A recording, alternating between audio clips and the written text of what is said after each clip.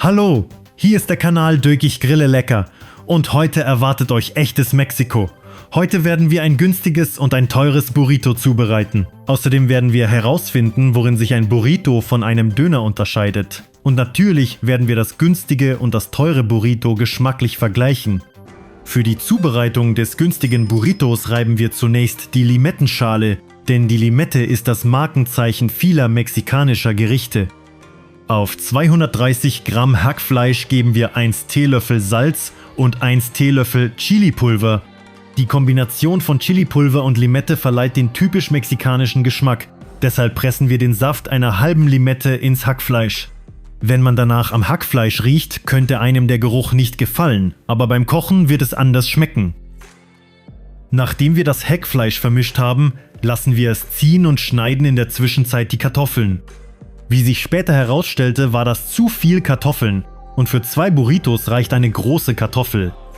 Wenn alle Kartoffeln geschnitten sind, stellen wir einen Topf auf den Herd und füllen ihn mit heißem Wasser. Wir geben einen Esslöffel Salz ins Wasser und schütten die geschnittenen Kartoffeln hinein.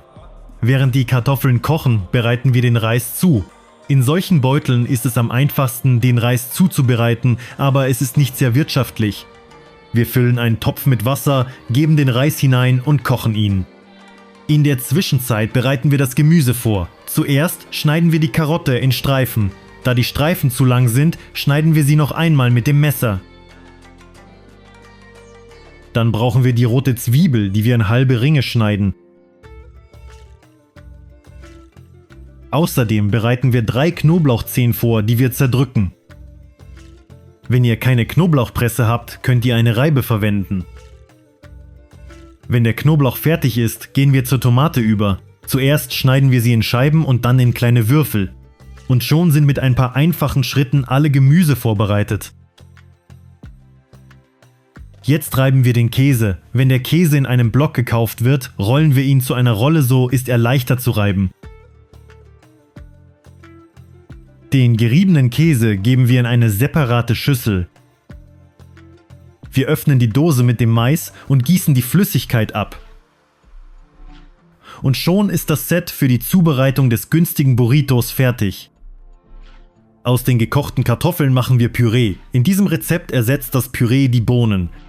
Wir erhitzen eine Pfanne, geben ein wenig Öl hinein und legen das vorbereitete Hackfleisch hinein. Beim Braten sollte man es ständig umrühren, dann wird es locker. Wenn das Hackfleisch gebraten ist, nehmen wir eine saubere Pfanne, geben Öl hinein und braten das Gemüse an, aber vorerst ohne die Tomaten. Nachdem das Gemüse angebraten ist, geben wir die Tomaten und den Mais aus der Dose hinzu und braten weiter. Jetzt können wir ein wenig Ketchup hinzufügen und rühren ständig um. Dann geben wir die Limettenschale, einen Esslöffel Chilipulver, einen Teelöffel Salz hinzu und vermischen alles gut. Nachdem alles angebraten ist, geben wir den geriebenen Käse hinzu und schalten den Herd aus. Dabei vergessen wir nicht, alles umzurühren. Wir bereiten den gekochten Reis vor. Natürlich besteht ein originales Burrito aus einer Tortilla, aber wir nehmen Fladenbrot. Zuerst verteilen wir ein wenig Kartoffelpüree auf dem Fladenbrot, dann den gekochten Reis.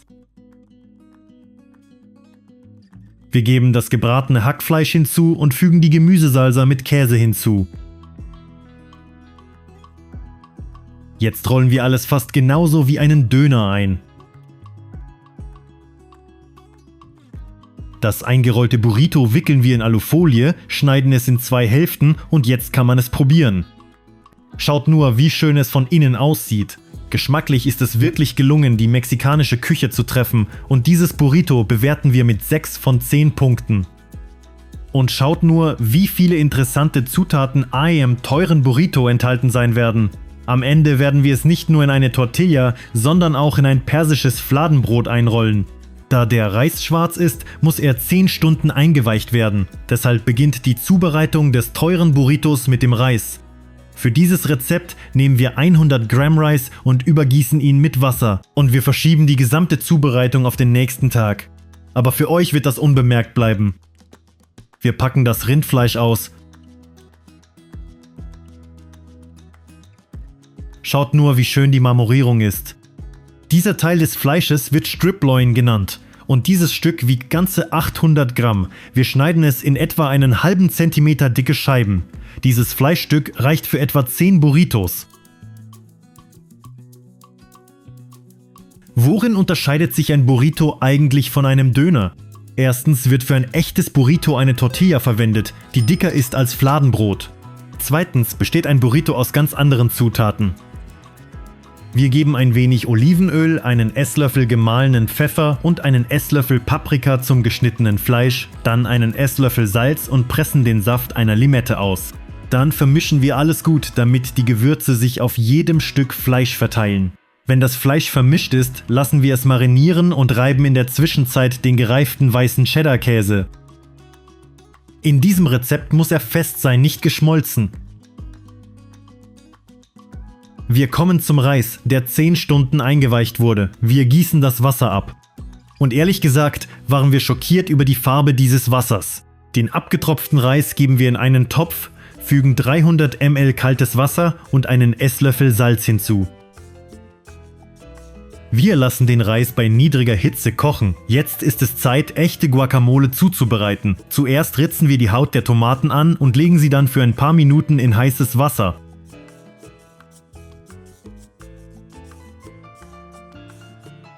Während die Tomaten am heißen Wasser liegen, kümmern wir uns um die Avocado. Dabei achten wir auf den Reis, der kocht.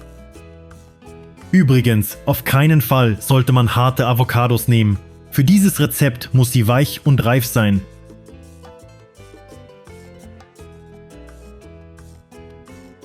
Wir schneiden die Avocadohälften in kleine Stücke.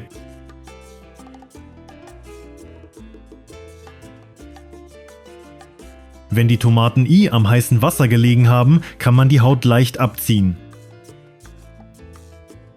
Zuerst schneiden wir die Tomaten in Scheiben und dann in kleine Würfel. Das Verhältnis von Tomaten zu Avocado sollte 1:1 sein. Wir reiben die Schale von 2 Limetten auf einer feinen Reibe. Die geriebene Schale geben wir zu der geschnittenen Avocado. Wenn es keine frische Chili gibt, kann man getrocknete verwenden, aber es ist besser, frische zu suchen. Und wir haben zufällig eine frische Chili Prima im Kühlschrank. Die frische Chili schneiden wir sehr fein und geben sie zur Avocado. Jetzt müssen wir die rote Zwiebel sehr fein schneiden.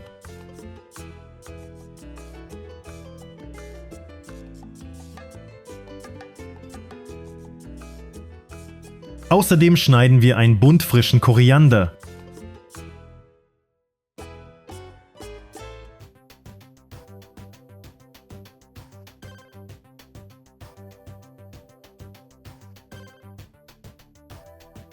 Wir geben die geschnittene Avocado in einen Topf und zerdrücken sie. Es sollte ein Avocado-Püree entstehen. Wir geben die geschnittenen Tomaten, Zwiebeln und Koriander hinzu.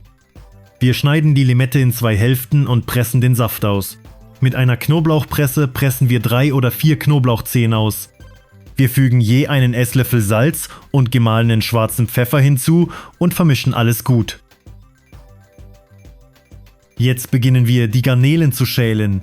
Und hier ist das Set für die Zubereitung des Burritos. Über die Gewürze erzähle ich der Reihe nach. Für dieses Burrito werden getrocknete Chili, Salz, Paprika, Kreuzkümmel und gemahlener schwarzer Pfeffer verwendet. Die Füllung für das Burrito bereiten wir in einem Wok zu.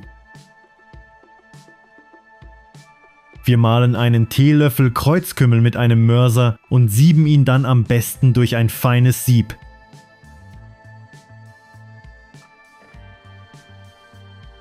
In den erhitzten Wok geben wir ein wenig Olivenöl und legen die Garnelenschwänze hinein. Wir braten sie von jeder Seite etwa 2 Minuten. Dann nehmen wir die Garnelen heraus und legen das marinierte Marmorfleisch hinein. Wir braten das Fleisch, bis es seine Farbe ändert. Wir nehmen das Fleisch heraus und legen die geschnittene Zwiebel hinein. Und beachtet, wir verwenden dasselbe Öl. Wenn die Zwiebel angebraten ist, geben wir noch geschnittene Tomaten hinzu. Dann 2 Esslöffel Paprika, 1 Esslöffel Salz, 1 Esslöffel gemahlenen schwarzen Pfeffer und einen Teelöffel getrocknetes Chilipulver. Zum Schluss geben wir den gemahlenen Kreuzkümmel hinzu und rühren ständig um. Wenn alles angebraten ist, geben wir die Bohnen aus der Dose und den Mais hinzu und vergessen nicht, alles gut zu vermischen. Wenn alles gebraten ist, können wir 4 Esslöffel Ketchup und 3 zerdrückte Knoblauchzehen hinzufügen. Wir rühren um. Nach etwa 3 Minuten geben wir den gekochten schwarzen Reis hinzu und rühren um. Nach 1 Minute nehmen wir es vom Herd. Schaut nur, wie schön die Füllung für dieses Burrito ist. Jetzt zerkleinern wir das gebratene Fleisch. Wir beträufeln das zerkleinerte Fleisch mit dem Saft, den es abgegeben hat, und vermischen es. Dann zerkleinern wir die Garnelenschwänze.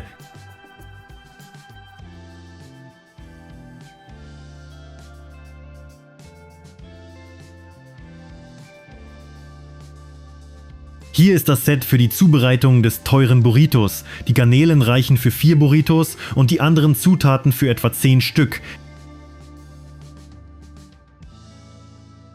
Wir legen die Gemüsesalsa auf die Tortilla. Dann das geschnittene Fleisch. Dann den geriebenen weißen Cheddar-Käse. Darüber die geschnittenen Garnelen. Und obendrauf kommt die Guacamole. Wir rollen das Burrito ein.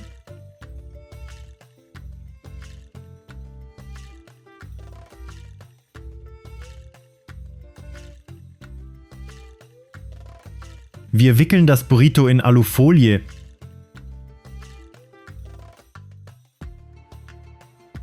Und wir machen noch eine Version mit persischem Fladenbrot. Die Reihenfolge der Zutaten und das Einrollen sind dieselben.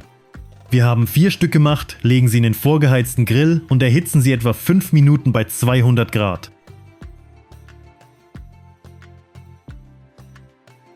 Wir schneiden das Burrito auf und schauen, wie die Füllung aussieht. Und sie sieht sehr appetitlich aus. Das Mikrogrün verwenden wir zur Dekoration. Übrigens, schreibt unbedingt in die Kommentare, wer schon einmal ein Burrito zubereitet hat und wie es euch geschmeckt hat. Ist es euch gelungen, diesen mexikanischen Geschmack zu treffen? Jetzt ist es Zeit zu probieren. Das erste Burrito mit Tortilla. Und obwohl die Tortilla an sich schon toll ist, schmeckt es sehr lecker. Geschmacklich ist es wirklich großartige mexikanische Küche. Das Burrito mit Tortilla bewerten wir mit 9 von 10 Punkten und das Burrito mit persischem Fladenbrot mit 10 von 10.